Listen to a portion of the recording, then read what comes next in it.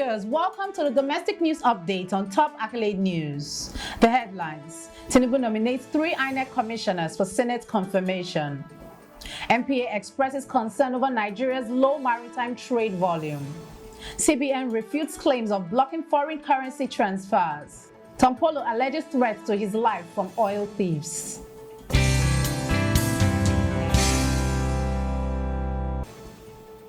In politics, Tinubu nominates 3 Inec commissioners for Senate confirmation. President Bola Tinubu has sent the name of 3 nominees to the Senate for appointment as commissioners in the Independent National Electoral Commission, Inec. The nominees include Dr. Abdulrazak Yusuf and Professor Sunday Wabam Ajah, proposed as national commissioners for the Northwest and Southeast regions, respectively, and Sasheyi Fayejimi BME as resident electoral commissioner for Ondo State.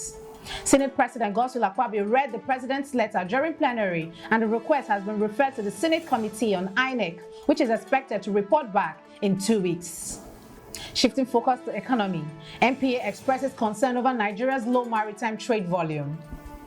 The Nigerian Ports Authority, MPA, has raised concern over Nigeria's underperformance in maritime trade, noting that despite a population of over 200 million, the country handles less than 2 million 20-foot equivalent units of cargo annually.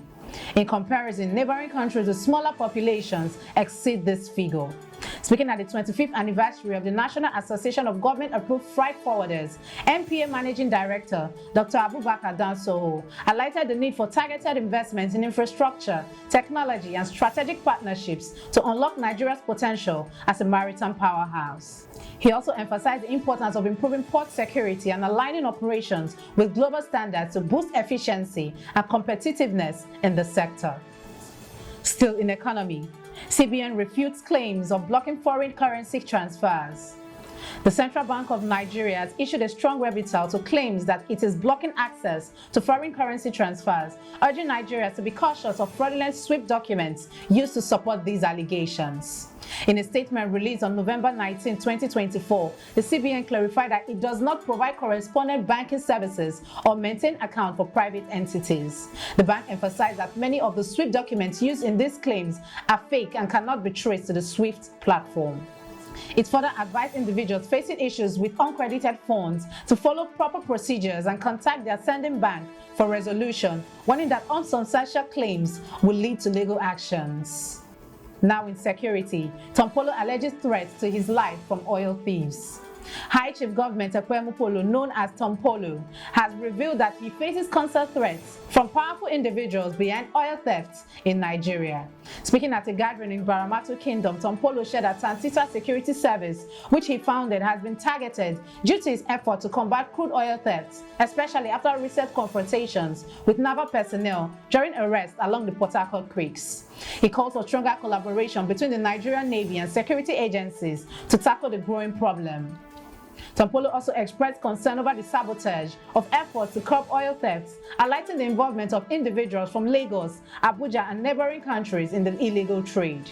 In a broader appeal, he urged the Nigerian Bar Association to support these efforts as the country struggles with economic challenges exacerbated by oil thefts.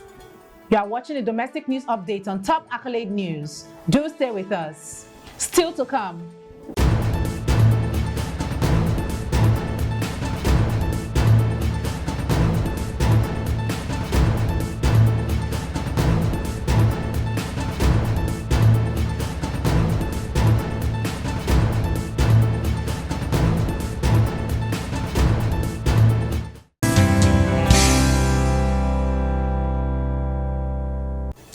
For staying with us. Still in security, Boko Haram / ISWAP ambush in Borno kills 5 soldiers. The defense headquarters has confirmed a deadly ambush by Boko Haram / ISWAP terrorists on troops conducting stabilization operations in Gubio local government area of Borno State. In the attack, 5 soldiers were killed, 10 were wounded, and 4 went missing, while over 30 terrorists were neutralized. Major General Edward Buba, Director of Defense Media Operations, reported that the military recovered weapons and destroyed a gun truck, 3 TCVs, and an excavator. Despite the heavy assault, no further casualties were reported on the military side. An effort to track down the fleeing terrorists continues with reinforcements and air supports. Moving to education, Governor Peter Mba calls for education reform. Enugu State Governor Peter Mba has called for major transformation in Nigeria's education system, urging a shift from traditional learning to experimental learning. Speaking at the Enugu State University of Science and Technology's Distinguished Personalities Lecture Series, Mba criticized the country's education model, which he believes has failed to equip students with practical skills necessary for innovation and economic development. He highlighted that nations like the United States, China, and Germany have thrived by investing in experimental education. Mba announced plans to build 260 smart brain schools across Enugu State to foster his new learning approach. As part of his vision, he directed all state-owned universities and colleges to integrate experimental learning into their curricula, pledging that 33% of the state's annual budget will go towards educational reforms. Now in entertainment, Very Dark Man accuses EFCC chairman of incompetence. Social media critic Martins Vincent Ote, also known as Very Dark Man, has called out the chairman of the Economic and Financial Crimes Commission, EFCC, Ola Olukoyede, for his handling of the case against former Kogi State Governor Yahaya Bello. Ote criticized Olukoyede's failure to arrest Bello, who was placed on the EFCC's wanted list for alleged 80.2 billion naira money laundering. Despite the EFCC declaring Bello wanted in April, the former governor reportedly presented himself to the agency and was released. In his scathing Instagram post, Ote labeled Olukoyede a clown and accused him of focusing on minor offenders and neglecting major fraud cases, particularly involving high-profile individuals like Bello. In sports, Igwavon faces criticism after Super Eagles' defeat to Rwanda in Uyo.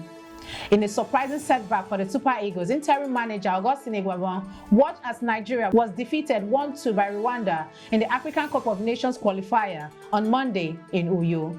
Despite leading 1-0 early in the match, the Eagles were overrun by the Rwandan side, leaving fans disappointed and critical of Igwavon's tactics. Speaking after the match, Igwavon admitted that some players lacked the quality to compete at the top level, emphasizing the team's ongoing struggle to find a creative playmaker. This defeat follows a string of poor performances, raising questions about the team's future as Nigeria's 2026 World Cup qualification hangs in the balance. That concludes our domestic news update for today. Stay tuned for more domestic news and developments. Thanks for joining us. I am Okocha Ojo-Rumi. Connect and engage with us on all our social media handles. Do have a wonderful day.